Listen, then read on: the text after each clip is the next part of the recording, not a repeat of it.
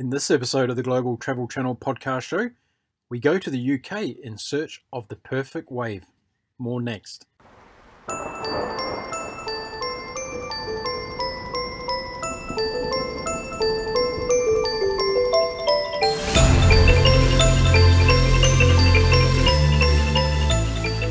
Hello and welcome to the Global Travel Channel podcast show. My name is Mark Philpott.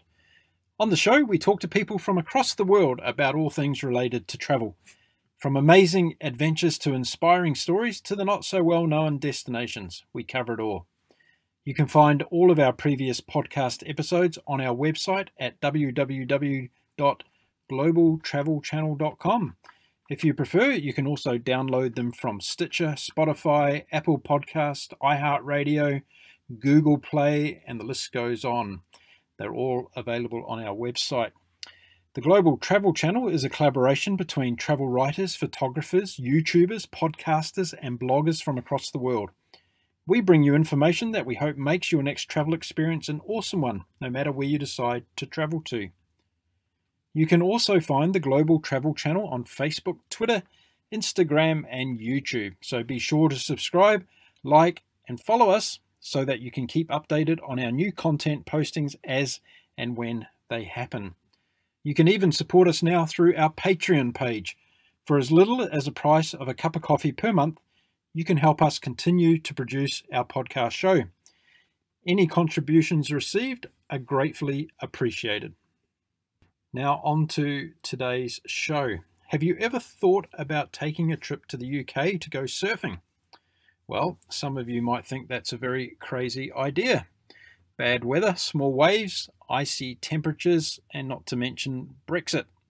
But my guest today is going to tell us all about why the UK is such a great surfing destination. It's a very warm welcome to the Global Travel Channel podcast show to Mr. Frederic Salvanet. Frederic, bonjour and welcome to the show. Bonjour, Mark. How are you? I'm fantastic. Now, you were just telling me before we came on air that you're having a, and I quote in brackets, monsoon shower in the UK. Yeah, we did. I don't know if it's global warming or what, but we just had that torrential rain for 5 minutes, and I thought for a second I was in Delhi or something like that. It was just quite something. Absolutely amazing. Was this something that Boris Johnson organised, or what? It could have well been, yeah. It could have well been.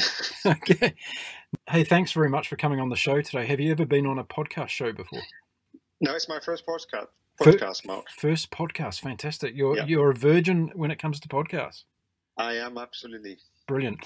Well, as I do with most newbies, I give them the opportunity to answer a random question just to get them settled into the show and feeling comfortable. So how about I throw a random question at you today? Go ahead. And your random question is, what's your favorite snack food when you are traveling? It's a good one. I think my favorite one will be chocolate bar, really.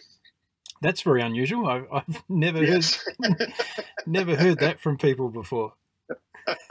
Well, it's probably because it's the easiest one to find when you travel. Yeah, that's true. That's true. You know, that could be the one. That could be the reason why. And if you're let's say you're on a road trip, is it something that you've already pre-purchased, or do you go into a gas station and pay phenomenal amounts of money for it? Gas station, then you pay super money for it. Yeah, that's the best. Yeah. Yeah, but you can't live without it when you're on a road trip. No, you need to have your sticky chocolatey fingers so you can put it all over the steering wheel as well. And it's one of these things, really. Fantastic. Has to be done. You're going to be talking to us today about surfing, which is the first time I've had someone on the show talking about surfing. So I'm really excited about that. But let's start off at the beginning. You're a Frenchman living in the UK. How did that all come about? I am. Well, I left France. I left France in '88. I first moved to the US, and I lived in New York City, and then I lived in San Diego. Then I came back in the early '90s to France for 7 years. And I moved to the UK I had a job offer from DHL, and I moved in '98 to the UK, and I've been here ever since. I did a bit of commuting to Brussels as well, as everyone had to in these days. But So I did my stint in Brussels, and back in the UK for since that time, yeah, since 98, 21 years. Wow, you're almost part British now. I am almost British, yes. Are fish and chips better in the UK or in France? Well, let's put it this way. There's less batter on the fish in France, and it depends if you like it really, if you like batter more than fish. If you like batter more than fish, it's better in the UK. If you like fish, it's better in France. That's a very diplomatic answer. Yes, it is. Are you enjoying a political life now, are you? Yeah, it's interesting to say the least. Yes, it's interesting. We're actually thinking of, we were looking to book a trip early November, and as we were planning, suddenly that question popped up. I said, well, if we're leaving on the 1st, I mean, how am I going to come back in? I mean, how's that going to work? Should we not? So we haven't booked yet, but we're still thinking of booking anyway. It's crazy times all around the world, isn't it? It is absolutely crazy, yeah. Now, let's get on to surfing. And before I started my research on the show today, I thought, gosh, where do I go to find out about surfing in the UK? So I went to Mr. Google and I just typed in surfing in the UK and I got a response that said error. Really? Well, that's good to hear. No, we'll keep it quiet here, so that's a good thing. No, I didn't. I didn't actually get an error, but I was thinking that I've got to be fairly unbiased when I'm talking about surfing in UK. But I did get up places like Watergate Bay in Cornwall, Saltburn, Cleveland, Pease Bay Borders in Scotland, Sennin Cove in Cornwall, Bantham, Bigby, Devon. And even Bournemouth rated on the list here from surfing in the UK. So tell me, surfing in your life, how long have you been a surfer for? So pretty much nearly all my life, really, on and off. I mean, we used to holidays when I was a kid. My grandmother was from the southwest area of France, so we used to have, France has a lot of holidays as a country. And when I was a kid, we used to have 3 months off in the summer. School used to stop 15th of June and start again 15th of September. So your parents had to ship you somewhere for 3 months because they only had 4 weeks holidays anyway. So you were spending lots of time with your grandparents, let's put it this way. So I used to go away 1 month with my grandmother on my mum's side, and then with my other grandmother, and then 1 month with my parents. So my grandmother on my mother's side was from the southwest, and she liked the Biarritz area, so she used to rent places down there. So the first time I remember seeing surfing was down there, really. And I think I had an uncle who had that massive board. I remember that really well, and who was surfing, I guess. So that's my first memory, really, of surfing. And then, as I was I was born and raised in Paris, quite hard to surf in Paris, but then I got really into windsurfing when that came up. And again, I always liked the sea. So from windsurfing, which was a lot of equipment, I went back into surfing in my early 20s. And then really, I've been surfing since then. And obviously when I was living in San Diego, it was easy to surf. So I surfed a lot there. And then I came back to Paris, surfed less. And I discovered surfing again when I came to the UK, bizarrely. I walked into W.H. Smith's store, which is like a news agent, and I saw a surfing magazine. I just picked it up, and there was a picture of this tiny village where I live now called Woolacombe on the north coast of Devon. And they had pictures of waves. So the following weekend, I drove down here, and that was pre-webcams and all that, obviously. And the surf was amazing. So I had an amazing weekend. So I came back the following weekend, and obviously the surf was not that good the following weekend. But then I started to come down and made some friends here, and came more and more. And then I got a home here, and eventually moved down here really permanently. Now, it's a beautiful part of the world. For people that are listening today who are not too familiar with that area of the world, can you just explain, looking at a map of the UK, exactly where it is that you're talking about? Sure. So if you look at a map of the UK, you got the southern tip of the UK, which is going away from Europe, as England is, moving slightly away from Europe and advancing into the Atlantic. And we are on the northern side of that. So we are pretty much facing west, facing the Atlantic, with Ireland being slightly north of us. So we're just slightly below Ireland. And now it's hurricane season in the US, so the storms that travel across the Atlantic hit the Caribbean, then the US, and then go up the eastern front of North America. Then they have to cross back again, and they finish their cycle by crossing back again. And that's the season when we have supposedly the best surf here in Western Europe and in the UK, really. So that's where we are, northwest coast of the southern tip of England. So that's ironic, because the best time to go surfing is not necessarily in the height of summer, is that right? Yes, absolutely. Actually, the best time for surfing here is November, usually. October, November, and all of winter, really. So people might think that November, the sea is really cold here. The sea is not that cold right now in November here. The sea gets really cold here in March. So the sea has warmed up all summer, and this summer has been fairly warm here. So right now you can surf in a short legs wetsuit, really. Wow. Yeah, no, it's quite incredible. And the water is 18 degrees now. In November, it will be 13, 14, so still fairly warm. Quite a lot of the guys here still surf without any booties in November. And it is really February, March when it is the coldest here. When you need the gloves, you need the hood, and you need the boots. Really, that's the hard part. Now you've been surfing in different places around the world, as you mentioned before, and yes, I have. Yeah. And I assume you've also been to other locations other than those ones you mentioned. How does the whole experience in the UK differ from most of the other places you've surfed? I think it's, for me, it's home. I know it sounds a bit bizarre because I'm not from here, but I've lived here for so long, and I've served in this little village for quite a long time. So I feel this is my beach, my place, not my wave, but close enough. This is the place that I know best. And yes, it's not the best surf, obviously, in the world, and yes, it's a bit cold in winter. But I like surfing here, and when we got good conditions, it is really good. And the 20 minutes drive around here, there's lots of other places where we can go and surf. So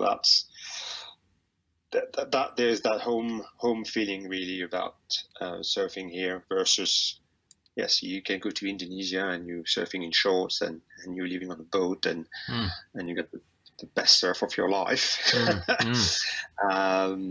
But you're on holidays, it's not the same feeling, really. That's interesting, because I guess emotionally there's a different connection to it. Is that right? I've never been a surfer, so I'm trying to understand this whole philosophy behind it. I guess when you're on holiday, it's like, just let's make the most of this because this is what it is for now. And when you get home, it's your home break, your home wave. You're used to it, right? Yes, that's exactly it. And when you go on these holidays, we went with some of the guys from the village here. We did that amazing trip in Indonesia on a boat in a place called the Mentawai, which is a little bit isolated. Where's that exactly? So it's an archipel of islands south of Sumatra. Yep. So it takes 12 hours from boat from the main island to reach these islands, and you can surf all over these islands, and it is remote. It took us 56 hours to get there. Plane, train, automobiles, boats, hotel night. So it was quite a trip. How did you find out about it? I think some of these professional surfers, they started to go there in the 90s, and then they started to hit the magazines in the 2000s, and then kind of opened up to average Joe a little bit. And one of the guys was turning 50 here in the village, and he 2 years prior to that, he said, let's do a big trip. So we all agreed, and that was his 50th birthday trip, really. So we all went there, a group of 10 of us, and spent 2 weeks on a boat, just cruising along these islands. It was absolutely unbelievable. And that was, for everyone, the best surf we've ever had. But back to your question, when you're at home, I live probably 100 yards from the beach. So I walked my dog this morning, and I could have gone for a surf if I wanted to. It's just that, I just walk home, put my wetsuit on, and just walk down. And there's always someone in the water that I know outside of the peak season. It's you paddle out. It's a bit of a therapeutic thing as well. You paddle out, a bit of cold water on your head. If you had a bad day, you kind of forget about it, get a bit of exercise. Oh, and there's someone that you know who is paddling around as well. So you have a little chat, and then you catch a wave, or he catches waves, and you don't see him for 10 minutes, and then he comes back up and you finish your chat. Or, that's a totally different feeling than when you're away. And obviously, you're not being more competitive when you're away, but you spend quite a lot of money to get there. So you're like, I'm going to make sure I'm going to get my dollar's worth of wave, really. So it's a very different feeling. So I'm interested to know about this dynamic, and again, it's a philosophical thing about surfing alone versus surfing with a group of other guys. What's the dynamic going on there? Do you really get into a zone more when you're by yourself? Well, I think it's a lonely sport. I mean, it's not a team sport. So if we say surfing is a sport, well, first of all, it's not a team sport really. I will compare it. It's a little bit like a runner. Running is a individual sport, but you can run with friends. You go and run with friends, but if you do a competition, or you run by yourself, except if you run in a relay. So surfing is a little bit the same. It's fun to go and surf with friends, but when I'm surfing with friends, I'm not there just to have a massive conversation. I'm there to surf. So, if we don't have a chat during the surf, then we want to have a chat. It doesn't matter. But it's about, watching the other guys surfing, and are they getting good waves or not, and doing the other guy as well, and seeing them fall, that's funny. Still at my age, I find that funny. They see me fall, and it's funny. It's a sport where you do fall a lot. If you don't fall, you're not going to progress really. So that's the group part of the surfing is more the getting to the surf and the coming back, rather than the surfing itself. It's more the getting into the car. It's like, where shall we go? I think we should go there. Or do you think it's going to work? I don't know. I think the wind is in the right direction, so it should be okay. It's that type of tide, but the sea is coming in. Oh yeah, last time I went there, it was this and these conditions, and it worked perfectly. And then you turn up, and it does work, or it doesn't work at all. You never know. But I took a friend of mine, I think it was in February, we went to a place called Lynmouth, which is a beautiful place on the north coast of Devon, a point break. And for what people don't know what a point break is, it is a movie with Patrick Swayze, but it is also and a great movie, I must say. Yeah, a great movie. It's when there's a point, literally a point in the coast, so the land is moving into the sea, creating a cove, and the surf comes and breaks along that headline, that head of land, and just peel perfectly within the cove. So we went there, and I thought the conditions were going to be really good. So we drove over there. That guy had never been there. He was all excited, and we get there, and it's literally flat as a pancake. Not even a wave. Beautiful sunshine, flat as a pancake. So I could see disappointment on his face. So I'm like, well, it is low tide, and usually it never really works at low tide, but I'm sure if we go in park and get changed, as the tide is going to start to fill in, it's going to start breaking. So I could see he's looking at me and going like, yeah, this is a bullshit story. This is never going to work. So we got changed, walked down, and there's a tiny wave. And by the time we walked to the edge, it's quite a long walk over boulder rock, so it's not an easy walk. We got to the edge of the water. I mean, there was head-high surf. Wow. And then his question was like, oh God, how do we get in?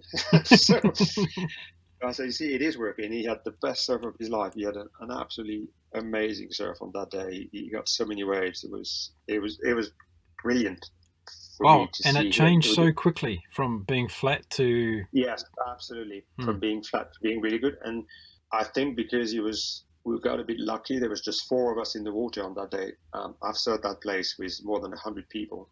And on that day, it was just 4 of us. It was just unbelievable. 4 of us, sunshine, in the middle of February. It was a bit cold, but because the sun was out, we were all right. And to see that guy have absolutely amazing wave, and he does surf, but doesn't surf that much because he lives in London. So he just had one of his best surf, I think. And that was quite fulfilling, really, in a sense. That was, I felt like, wow, I think we had a good day. I'm interested to know about the size of the surfing community. Let's say in your area, is there a lot of people that surf? And I'm not talking about just guys. Is there a lot of girls that surf as well? There are, there's quite a few girls surfing. Actually, we have in the village 2 top English females. One called Lucy Campbell, who is trying to qualify for the Olympics. As surfing is going to be represented in the Olympics. Right. And we have also another young girl who is extremely good as well, who is sponsored by Billabong, and who is trying to potentially maybe qualify for the tour. I mean, it is very difficult, because I think the challenge here in the UK for these young kids is that there's a lack of support, I think, from the government body, if I may say. I like the example of France, for example, because I know it quite well. But if you're good at surfing in France, they take you off school, they put you in a special academy, they move you down to the southwest of France where the waves are the best. They adjust your school calendar to the surf season. They will do exactly the same if you were skiing or swimming or whatever. They just put you in the perfect condition, sponsored by the state. And the chances are all on your side. I think here in the UK, these athletes, they need to find it by themselves. They need to get their own sponsor. They need to pay for their travel. It's really difficult. But the size of the community is, there's quite a lot of, it's mostly guys. It's probably 80-20, I'll say. And I think that's got to do with the fact that, the water is cold, but there are quite a few girls surfing, and there are quite a few girls surfing all year round, really, and they're pretty good. So is there a lot of people that commute from London down for the weekend to go surfing? Yes, there are quite a few. And that's how I started coming down here. I mean, especially now that you have access to these webcam and to these surf forecasts, which is pretty accurate. You can see if there's going to be surf on the weekend or not. So I know there's a big club in London called the London Surf Club, and they do come down here. They come down all the coast, really. But yeah, a lot of people come from the Bristol area as well. I mean, Bristol is a big surfing center, even though it's a big city. They're just at the intersections of coming down here or going down to Cornwall, or they can go to Wales as well, and Wales got very good surf too. So a lot of these people come down from these areas as well. So it is getting bigger and bigger. I mean, in 98, 99, I used to come down here and everything would be shut in winter. There would be hardly just the people who lived here would be surfing. To now, it's pretty much stays open all year round, because there is that market really of people coming down to surf. What's the commute time down from London to where you are? I think if you West London area, it's probably 3.5 hours. That's pretty reasonable. Car, which is pretty reasonable on a clear road. If you live central London, East London's probably 4 hours. You can eat a lot of chocolate bars in 4 hours, right? It is a few chocolate bars, absolutely. Yeah, it is a few chocolate bars. So, it's feasible. I mean, I think we are the closest to where we are. We're probably the closest to London in terms of time in the car. I mean, Cornwall has better surf, probably. It's more exposed to the Atlantic swell and there's more options. But Cornwall, you had another 2 hours. So Cornwall from London will be more like 5.5. So that makes it a much longer drive, I think, for the weekend, Now, you talked about webcams and things. I'm interested to know how the technology of surfboards and things like that have changed over the years since you started surfing. Has there been a really massive progression in the types of materials, the way they've designed and all that kind of thing over the years? It's an interesting question, actually. I think the manufacturing design, the way there's two ways to do a surfboard. You have what you call your local shaper, who is a small entrepreneur, and he does boards by hand, custom size, and if you want it to be that exact size, you do that exact size, and every two boards is going to be slightly different. You're going to pay a bit more money, but you're going to have exactly what you wanted. And then you have the big brands who have machines in China and in Thailand, and they design one board and then they put the template on the machine, and the machine just pop out these boards, and they deliver to Europe like, full loads of containers of boards. And they are very good. They are very good boards because they're all exactly the same, because the machine doesn't make any mistake, But are they 3D printed these days? No, I don't think they are. I think they're just. I don't think they're very environmentally friendly. Right. And I think that's the issue. Is surfboard manufacturing is you're talking about chemicals, really. When you're talking about styrofoam that you need to shape, and then you need to mix the chemical to glass the board, and it's not very good for the environment. So I think they're making efforts to do now bamboo surfboards and things like that. I think it's still the early days of this, and one might argue that surfboard manufactured in China and shipped even by boat in a container all the way down to North Devon cannot be very environmentally friendly. It's not going to be as environmentally friendly as the guy next door to me who is manufacturing boards in his garage, really. But so that there's that aspect. I mean, in terms of the boards themselves, I mean, it's like fashion, really. Everything that was trendy 30 years ago then became untrendy 10 years later, and then 30 years later it comes back in fashion. So you have these boards that some of these guys used to ride in the 70s that disappeared in the 80s, 90s, and suddenly everyone think, oh, these were the best thing ever. And now suddenly everyone's got one back. So I'm assuming that if someone's got a board from the 80s, don't throw it away, keep it in your shed, because in 10 years there's probably going to be a vintage. It'll be a collector's item. You're going to sell for a lot of money. Yeah, I can understand that. What's the, and I know this is a randomly oblique question, but what's the kind of average cost of a surfboard in the UK at the moment? The one manufactured by the machine coming from China, again, it depends on the brand, but I think it would start probably around £400 to £700, handmade. So they're not cheap. No, they're not cheap, but if you look at other sea sports or water sports, it's not really expensive. All you need is a wetsuit and a surfboard. I mean, if you go kite surfing, for example, you need the board, which I think is around 700 quid. Then you need the sail or the kite, and you need more than one.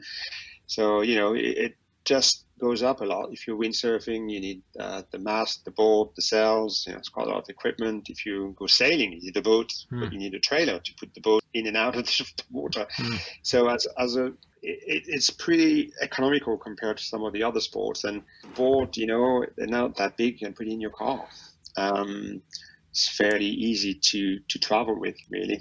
Travel with boards rather than travel with windsurfing equipment. I used to travel with windsurfing equipment, and that was an absolute nightmare.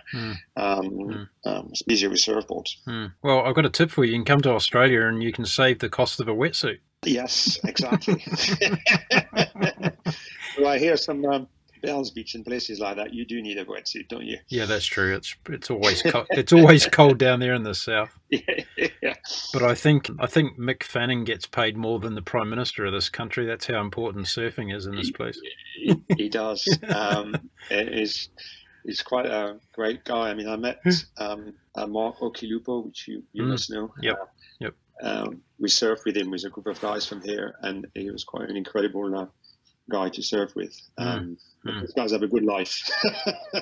So let's talk about one of the experiences that Mick had. Have you run into any white pointers when you've been out surfing? No, never. No, I've never seen any. I've seen tiny reef sharks, the really small ones, but I've never seen anything that scared me, really. Maybe they were there, but I didn't see them. I was just reading yesterday when I was doing some research on surfing in the UK, there's actually 40 species of sharks around the UK waters. Did you know that? Yeah. I mean, there are sharks everywhere. I think that's what people don't realize. I mean, the channel, there are sharks. They're not just killer sharks, but there are sharks everywhere. still more dangerous to cross the road than go for a swim, isn't it? Yeah, exactly. Have you ever seen a shark when you've been out there on a board? No. Nothing. Yeah, small. In the UK, no, I've never seen one. I mean, the water is not very clear here. It's a bit sandy, so it's not when there is surf, the water is not really clear. That's probably a good thing. Yeah, it's probably best. Yeah, we see a lot here of sea otters and things like that. So sometimes they pop up next to you. Yeah, right. So that's kind of fun, but that's probably the only wildlife that we see here. I can just see the new British tourism advertising. Come and surf in the UK and see sea otters. Yeah, exactly. There are a lot of them here. Yeah. Now, I know since I've been living on a boat, I've become very connected to the weather report all the time. Is that something that instinctively becomes part of the surfing mentality as well, as always checking on the weather and the wind and the waves?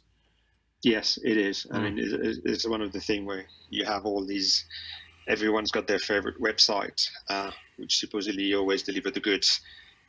Never does, but mine is more accurate than yours, pretty much. But yeah, there is a global one called Magic Seaweed or Lying Seaweed, depends how you look at it, which everyone looks at. But then some people do their own weather reports by looking at the charts and the lows, and just looking at the normal weather maps. Some people look at these already made surf reports for you, and then I do a bit of a mix of both. I looked at the intervals on some of these Magic Seaweed type of size, wind direction, and then make up my own mind if it's going to work or not going to work. So am I going to go and surf, or am I going to do something else? How addictive is surfing in terms of when you're making your next travel plans? Are you always thinking where are the best spots to go surfing? Is that how it works out? Yes, pretty much. I mean, I think it's been a while since I've been to a destination when there is no surf, really. So I think all my holidays the past probably 20 years, I always took a board with me. So yeah, it's it's been quite addictive. My partner surf as well, so it's just makes it easier really for both of us. So yeah. Well, it's got to be a criteria of being together, right? If you don't surf, you're not going to be with me. Yes, it could be. Yeah. In terms of the surfing experiences that you've had, how would you, and I'm trying to get, I guess, a bit philosophical with this in terms of how surfing changed you or made you as a human being because you're connected to the water and nature in the way that you are, and you have that passion for it. How do you think, does it mellow you out as a person, do you think? I think so, definitely. I think it's a relaxing experience for me. I think some people might find it frightening, or I think first of all you need to be comfortable in the water. So yeah, I'm comfortable in the water. Like everyone else, I know my own limit. If it was massive surf and I was bobbing around, I probably won't find it relaxing. But I go for a surf. For me, it's relaxing. It's my sport activity of the day as well. If I do it, I mean, I do it because I like the physical effort. I don't mind the paddling. So if it's a hard paddle out, I don't mind. I mean, I'm like, well, that's part of the surfing. You got to paddle hard to catch some waves. But I just find it. I find the first duck dive. So when the set of wave comes and you're paddling behind the sandbar and you try to go under the waves. I've always found the first duck dive very refreshing.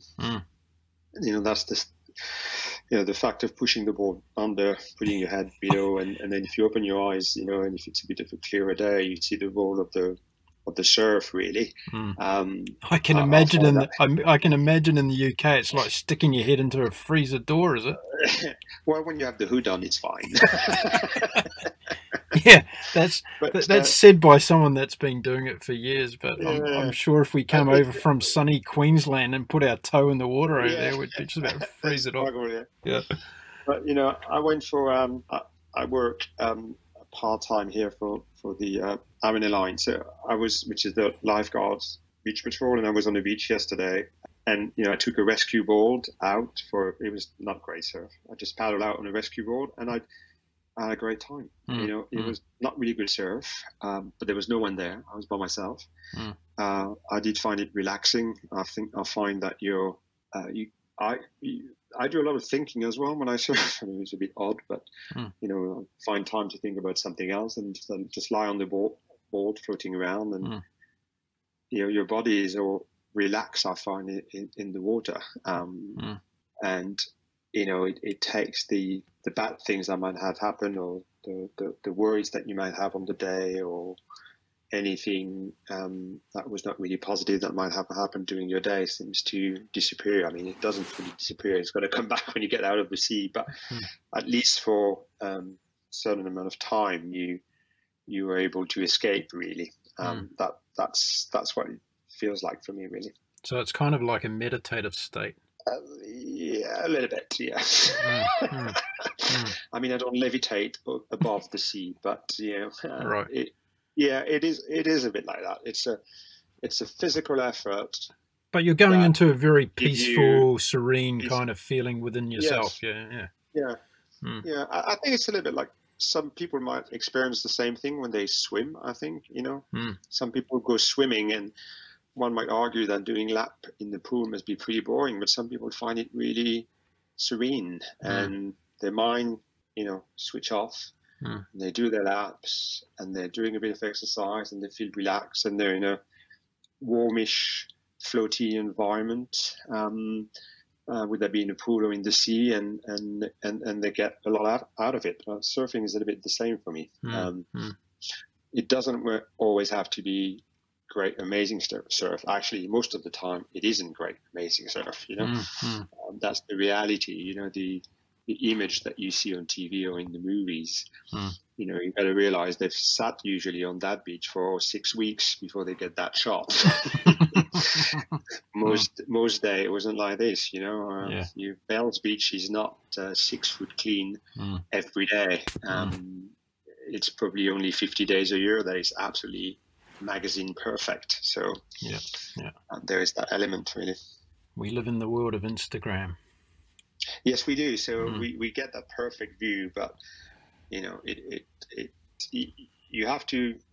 I always find that to get the perfect surf, you have to spend quite a lot of time having not perfect surf, and then one day you're going to have that perfect surf. And when you have the perfect surf, I've had a few perfect surf here, and you just remember them for a very long time. Like the one I had with my friend, as I was saying, in February. That was amazing. And then there was another one, maybe a couple of years before. That was amazing. And I remember another one, I think 5 or 6 years ago. It was, absolutely amazing as well. Again, 4 of us, and it didn't look like it was going to be great. And then for an hour, it was just picture perfect. And then it stopped. It's the fact that it can be there, but it might not be. I think if it was constantly perfect, human beings get bored. Days when you go and you get really disappointed? Yeah, there are days when I get really disappointed, and there are days where friends tell me, "Oh, I think it's going to be good," and I'm like, "No, I don't think so." And I call them after, and they were like, "Fred, it was really good." And then I'm really disappointed. Exactly. Yeah. Now, another reason I wanted to have you on the show today was that, one, people don't normally consider the UK a surfing destination. But secondly, you live in a really beautiful part of the world around there, and I just wanted to spend a few minutes, if we can, talking about that part of the world, and for you to share some of the hot spots where people can come and visit, even if they don't have a surfboard, right? So tell us about your local area and what's got to offer. I mean, we're on the coast of North Devon, as I was saying. I mean, there's a very famous coastal path, actually, that you can walk around the coast of the UK, and the part where we are is quite famous because there's a lot of cliffs and bays and nooks and areas, so it is quite a challenging walk around here. And we have a B&B with my partner, and there's a lot of people just staying, one night and doing the walk. So they come from a place called Minehead, and they walk all the way down North Devon, then all the way down to Cornwall, around, and all the way up to Poole. So it's quite a journey, really. I think it's like 300 miles, something like that. We are on that coastal path, and we are, in an area which I think is the most dramatic in terms of scenery, because of the point, the cliff, the bays, etc. We do get amazing sunset. I mean, we're facing west. You can't beat that, really. I mean, the sun sets over the sea, just literally facing the village. We have an island in front of us, probably, I think, a scroll fly, probably 20k roughly. So you can see it really well some days you can't. Called Lundi Island. Sorry, what was the name of it again? Lundi Island. Lundi Island, okay, yep. Yeah, people who are familiar with the weather forecast in Europe, they will know Lundi Island, because when they do their weather forecast for the sailors at 7 p.m. every night on the BBC, they split Europe in some areas. So they will call, say, Biscay, Force 5, and then they go Lundi. So Lundi is where we are. Oh, okay. And it's named because of that island. And Lundi is a beautiful island, lots of wildlife on it. That people used to live on there. No one really lives there anymore, but they've renovated all the houses. The National Trust, which is a charity here in the UK, has renovated all the houses, and you can rent some places and stay there. There is one pub, so you can have a drink, and sometimes people get stormed in. So that's a bonus. Sometimes it's a bonus. Well, it's a bonus if the pubs have had the delivery the day before. And how do you get out there? Is there a ferry that goes out? Yeah, there's a ferry. It takes 2 hours and a half on the boat. There's a boat that nearly daily boat that gets you there. You can also take an helicopter as well in the summer, and that's 3 minutes flight. It's a bit more pricey, but some people do that as well. And we got lots of old villages really around here that have been here forever, really, where people were fishermen, or even some of the villages, they used to be, forgot the word, and they used to do these fires on the coast to attract the boats and the bonfires. Sink the boats and just pillage the boats. yeah, right.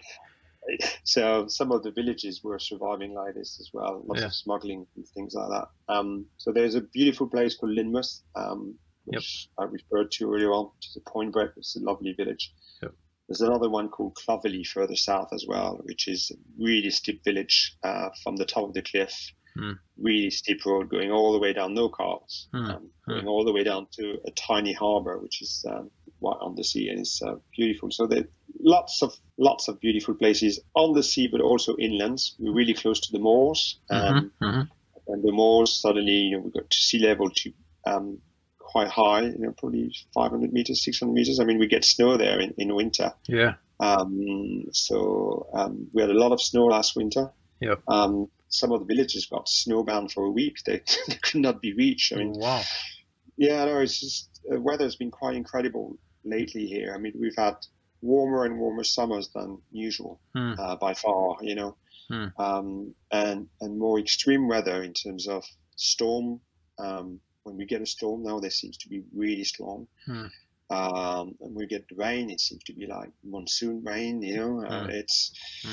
It's not the English drizzle that one would think of, We actually had hardly any rain this summer. I mean, the grass was yellow. And then suddenly mid-August it started to rain, but like torrential rain, so it's been changing a lot. But yeah, so we got the sea, we got the land, the farming areas, big farming area here, mostly sheep and things like that. So there's a lot to see, a lot to do for outdoor per people. I think it's a great destination for that. So this coastal walk that you talk about, are there stops along the way where people can stop overnight for accommodation and carry on that way? Absolutely. Yep. Absolutely. So the walk is, people tend to do between 15 and 20k a day, roughly. There is a stop in between 15 and 20k a day. So it's called the Coastal Path. That's the name of it. If people want to Google it. It starts in Minehead, and it goes all the way down to Poole. It's 300 miles. The first 2-3 stops, I think they do Minehead, Combe Martin, which is 20k from here. Then they do Combe Martin to here, Woolacombe, and then they do another stop, etc. So it's quite hard because it's quite hilly, and then ease off a little bit south of here, and then it gets a bit harder. But it's a dramatic coastline. I mean, it's absolutely stunning. We do have people who tell us sometimes, "Well, we'll be at yours around at the B&B around 4 o'clock, and then 6 o'clock they're still not there." And we call them. There's no phone receptions on that coastal path, so it's quite peaceful. And then when they finally get a signal, they call us back. Say, "Oh, I'm sorry, I was just sitting down there looking at the scenery, and I just didn't see the time go by." So it is, and you can camp as well along if you want to. Oh, okay. Quite a few people do white camping while they do the coastal path. So there's a little bit for everyone. You can have your bags being transferred from one B&B to another, so you don't have to. You can do it with your hands in your pocket if you want to, and you arrive at your next destination, and your bag is waiting for you, and then that service that they set up, a guy will pick up your bag the next morning, take it to your next hotel. Fantastic. So it's pretty good. Yeah, it's pretty good. It sounds like the UK's version of the Camino. It is a bit like the Camino. Yeah, it's a bit the same. Probably not as hard at the first part of the Camino over the Pyrenees, obviously, but it's less mystic than the original Camino, I guess. It's just more National Trust created that coastal path. And we've had some people stay with us who said, "Oh, I've been walking it for the past 5 years. We just do a week every year, and we walk 50k, and then we come back the next year and we'll start again where we stopped, and we aim to finish it, and there's no timeline really." It's extraordinary. Yeah. It's really extraordinary how people plan their travel excursions. Like I've just heard so many stories like that where people are dedicated year after year to go and do a specific travel expedition or adventure or something. It's fantastic. Yeah, absolutely. And that splitting it, a lot of people do that because obviously, 300 miles walk, it's going to take you 2 months. It's not everyone's got 2 months holidays, or can take 2 months off really. So it's sometimes easier just to split it over several holidays or several years, and then maybe not come back for a few years, and then it's like, "Oh, let's do it again next year." Yeah, exactly. So what's the best time of the year to visit your area there? I mean, I like all seasons here. I mean, and it's probably because I live here all year round now. So just to give you an idea of the size of the village, we are with only 1,000 people living in the village where we are. So that's from the youngest kid who live next door to the oldest person. In the height of the season, it's probably 30,000 people here. So we are very much seasonal, driven by holidaymakers. I go to. There's only one pub open in winter. You go to the pub. There's always someone that who is there. You don't need to call in. Then I go in the summer, and you can barely walk in. The place is heaving. They do 2,000 meals a day. It's just absolutely crazy. So I love it in winter when there's no one. I find it really peaceful. Then comes Easter, you're like, well, we'd like to see some people. It'd be nice to see a few more people. So the holidaymaker starts coming back at Easter, so that's nice. Yeah. And then you got the long days in June, which is fantastic. Then it gets really busy, and everyone needs the tourists. We're all dependent on them, so we need them to come. They are the one who gave us that great life in winter, so we need to be super busy with them in the summer. So it's great when they're all here. It's also great when they all leave. They're all leaving this weekend, actually. They go back to school here next week, so next Tuesday, I think so. A lot of them are going to be leaving this weekend. It's going to be very quiet next week. It's going to be really nice. Then we'll have a little rush in October at the next school break, and then we're going to fall asleep really here, and we're going to have great surf, and there'll be hardly anyone, and we can go and surf on a Tuesday, and there'll be no one. I mean, I play golf a little bit as well. We've got an amazing golf course here.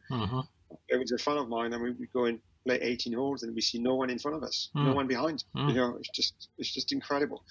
You don't get that living in a city. I've lived in big cities all my life, and I've never had that life until I came here, and I realized, wow, there's so much you can do.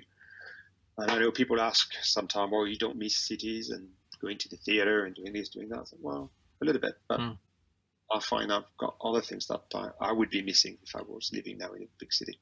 Isn't it interesting that your passion for surfing took you there in the first place, and then you've ended up building a life in that place? Absolutely, yeah.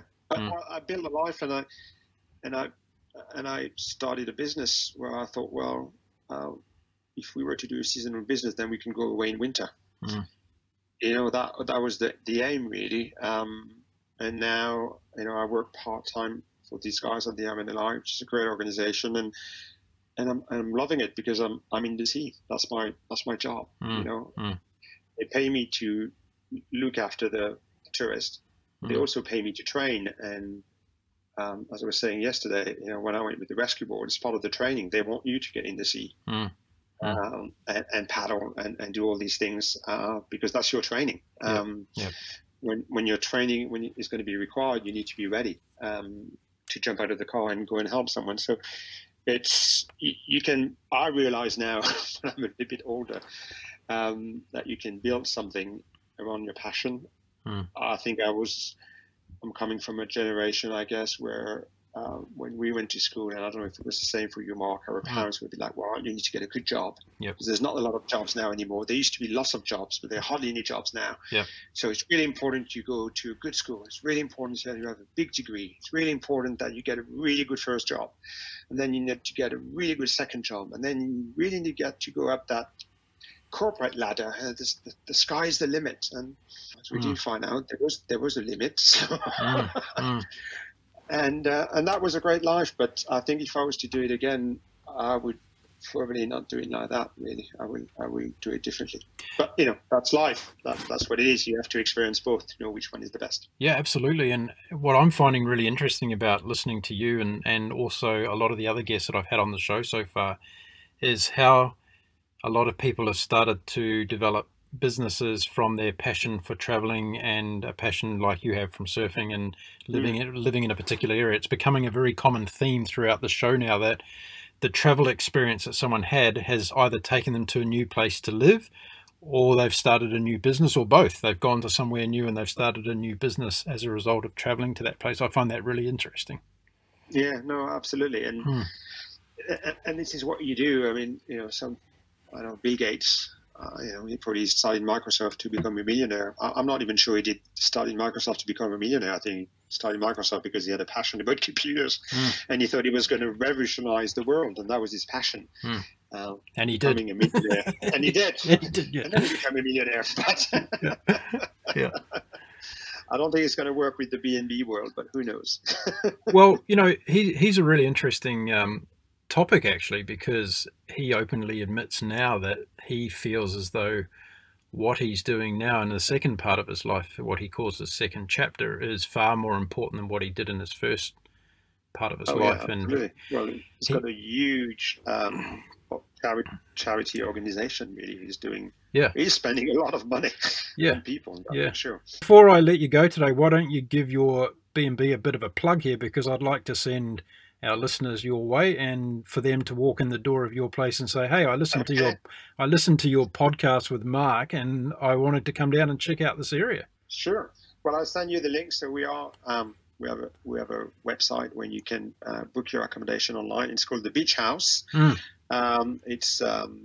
We got 6 room, 18 beds, and we have private rooms where people get their own rooms, and if they want to do it a little bit more on the deep and meet other people, we also have a floor which is more like a hostel type of things, which are like sharing rooms, really. And we can sleep 18 people all together, and there's a fantastic restaurant below which is run by a guy called Scott and his partner Maz, and they do great food.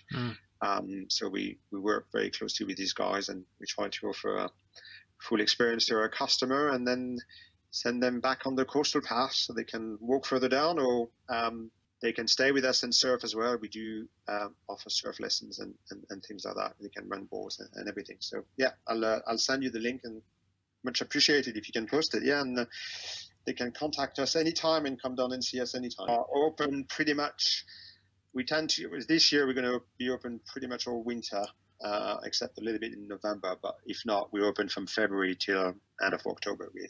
You're going to be sorry you said that, because I can just envisage now you're going to get a call from about 150 teenage Aussies next week who want to come over and stay in your hostel and go surfing for a couple of months. Yeah. Well, we have a nightclub in the village as well. Now they're definitely going to be there.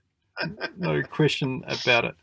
Listen, Frederic, it's been fantastic catching up with you after so many years, and also listening to your new life and telling us about surfing in the UK, but also about the beautiful southwest of the UK, which is a wonderful place. And I strongly recommend for anybody listening today to get over there at some stage in your life journey and explore that beautiful part of the world, because the UK is not all about London. There's so many other fantastic places throughout the UK. And it sounds to me as though Frederic has found a beautiful little village where he is. And knock on his door and you can take your surfboard and go out for a surf. Absolutely. We'll be here, so they can contact us anytime. Thank you very much, Mark, for having me on your podcast. I've been listening to some of them, and they're really great. I mean, there's some great people you've had there. So yeah, thank you very much, and good luck for the future. You're welcome, and we'll catch up again soon. Frederic Salvanet, thanks very much for joining us today. Thank you, Mark. Goodbye. There we are. I hope you enjoyed that chat with Frederic. It was great catching up with him, and also listening about the surfing community in the southwest of the UK, and also some of the other fantastic travel opportunities to go hiking along the beautiful coastal walk. Now, coming up this weekend, in fact, on the podcast show, I have someone who's going to be joining me as a guest, who's going to be talking to us about preparation for hiking and trekking around the world, and how we should be putting a little bit more effort into getting ourselves into some kind of shape. So stay tuned for that one. It's going to be interesting. So that's it for this episode. If you're looking for other episodes from the Global Travel Channel podcast show, just check out our website at www.globaltravelchannel.com, or go to Apple Podcasts, Spotify, Stitcher, iHeartRadio, Google Play. You can find us everywhere if you type in Global Travel Channel podcast show. So that's it for me from this episode. My name is Mark Philpott, and until next time, I wish you all bon voyage.